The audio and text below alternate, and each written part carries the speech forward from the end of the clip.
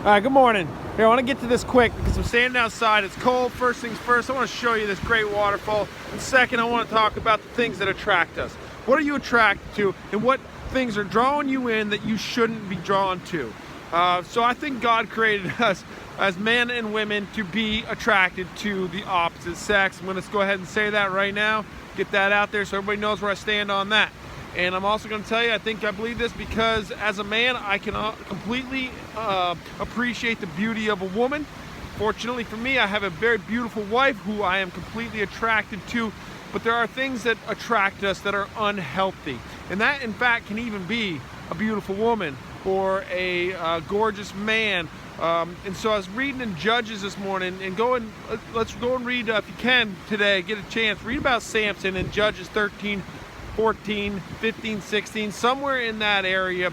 And he ends up wanting to meet this Palestinian woman. She's in town. He is an Israelite. He should not have anything to do with her. He should be looking at marrying another fellow Israelite, somebody that they know from their community, not going. And in fact, the Palestinians are, they're kind of their enemy. They're their oppressor. They're kind of oppressing the Jews and the Israelites, if you will, at this point. But he sees this beautiful woman, and he is drawn to her, and I think he's got to see, his pride kind of says, oh, I want what I can't have. You ever feel that way where you just want something because you want it, because the moment it caught your eye, whether it's a brand new truck, a four-wheeler, a snow machine, or a beautiful woman, a good-looking man, that you saw at the store, and you're like, ooh, I want to know what he's all about, or she's all about, or whatever it may be, and so you just kind of pursue it.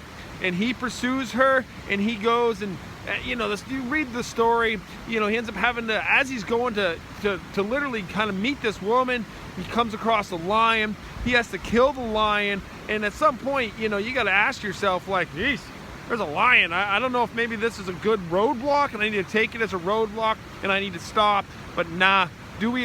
Sometimes do we just barge through those roadblocks, those doors, as God closes a door, as God tries to protect us from our own flesh or from the enemy, the attacks of the enemy? Do we just kind of barge through it and kick it down and kind of go, I want what I want? And, you don't stop. Maybe that even, you can see that in even with things that we're watching on our screens, where we know that we shouldn't be watching that, or whether it's a movie that's just not appropriate, we shouldn't be watching it, or our kids are there and they're watching what we're watching and we know they shouldn't be, but we just kind of keep watching it. Or maybe we're clicking on sites that we just should not be clicking on as either godly men or married women or married men, that we should just kind of keep ourselves separated and take the roadblock and turn around, make a good decision. But what gets in our way? You want to know what gets in our way? Our pride, our flesh. And we, that we are drawn, we are magnetized to, whatever it is. Maybe it's greed, maybe it's money, maybe it's success, and you just keep pushing through whatever it is to get what you want. I want to run my business, and I want it to be lucrative, and I want to, and you just at all costs, even at, the cost of people or the people around you, your own reputation, you put all that aside because you want the prestige of a big business. Or maybe it is, in fact, maybe it's someone from the opposite sex that is no good, or you should, it's forbidden fruit, whether you're married or not, you understand that you shouldn't be going after that, yet you do. We all know what it is. And listen, I'm just one beggar, tell another beggar, maybe where to find some bread here, okay? I'm in no way better than anybody or have any of this figured out, but what I do know is that I'm pressing forward towards to the call of Jesus Christ. Are we making it a stand in our lives that the things that attract us are not going to weigh us down or pull us down? We're not going to continually go back like Sampson does. Read the story. He goes back again.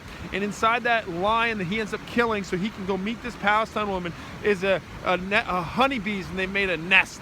And in there's honey. And what's he do from this dead, rotting carcass or the bones of the lion? What's he do? He takes the honey out of it and then continues on his way. So not only is he now, continuing to go back to be with this woman, this Palestine woman, He is now taking the rotting flesh of a lion and eating honey out of it because his pride, has just, his ego has gotten out of control. And I completely understand that. So I'm going to tell us, there's a warning in that. There's a warning if you read the rest of the story, kind of what comes of his pride when he I'll tell you a riddle. And he's act like a big man. I can just picture, he's this big man thinking he's a big man around all these Palestine guys, and he got the Palestine girl, and now all of a sudden he's flexing his muscle, and he tells him a riddle, blah, blah, blah. Listen, go read it. It's great, but his pride gets out of control here. And so he's eating from this rotting carcass of a lion because you know why? Because he slayed it, and he wants you to know that he did this. He wants to feel like a big man, like a big shot. Don't let your pride cash a check that your butt can't handle, that you don't have you don't have the funds for. It'll get you into trouble every time. Stop looking at the things that attract us that we know we shouldn't be involved in.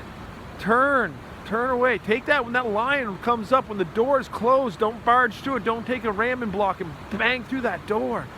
Take it as an opportunity to turn around and not put more drama and crap into your life. A lot of this stuff, some of our drama and our own crap is self-inflicted, isn't it? Because we barge through the door when there's a perfectly good roadblock to stop us. And right now we got mud season. And when you see a sign up that says road closed because it's muddy, don't drive down the road. You're going to get stuck. And then you're going to be walking. And it's miserable. It's cold. Heed and come to a spot where your pride doesn't tell you can drive down that road anymore. Stop listening to your pride. Stop listening to your arrogance. Listen, turn around at the roadblock. Go back and maybe take a different route. Let God be the hand that guides you. Y'all, I hope you have a blessed day. Listen, keep the faith. Go on here and comment. Let me know what I can pray for you about. And, I just hope that you understand that what I'm trying to say is be careful of those things that attract us. The things of this world that are no good for us. You know what they are. Let's break that attraction. Let's get before God, be prayerful, and find out healthy ways to go around those pitfalls in our lives. Y'all have a blessed day.